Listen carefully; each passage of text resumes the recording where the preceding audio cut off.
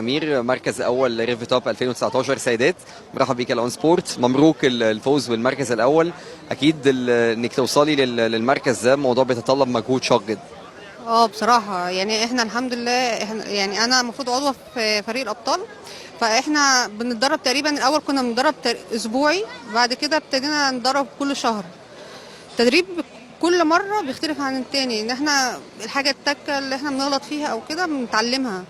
فهي دي اللي فرقت معايا جامد، ان هو يعني السنة دي اول سنة ليا ان انا ابقى في سباقات اصلا. فالحمد لله ان انا انجزت ده، يعني مش مصدقة يعني، بس الحمد لله. دايما انطباع الناس عن الرياضه دي انها رياضه بتناسب الرجال اكتر من السيدات. ايه اللي دفعك بقى انك تلعبي اللعبه دي؟ هو انا اصلا العربيات يعني ممتعه بالنسبه لي. كنت طبعا حكايه جري في الشوارع وكده، بس كنت بحس انه يعني ربنا ما خلينيش بسوق كده علشان كده يعني. لحد الحمد لله ما التيم لقيت اعلان اللي هو بتاع التيم ان انا اخش حاجه زي كده، فما صدقت بقى رحت دايسه فيها الحمد لله. رايك النهارده ايه في اليوم والتنظيم وحضور الجماهير؟ لا، النهارده السباق يعني حلو جدا. هو صعب بس اليوم تحفه، يعني يوم تحفه والسباق تحفه، ان هو يعني في حاجات جديده. الارض جديده برضو علينا، بس الحمد لله ان احنا عرفنا نحقق فيها. بس هو كان سباق صعب، بس الحمد لله ممتع يعني. الحمد لله، شكرا، الله يبارك.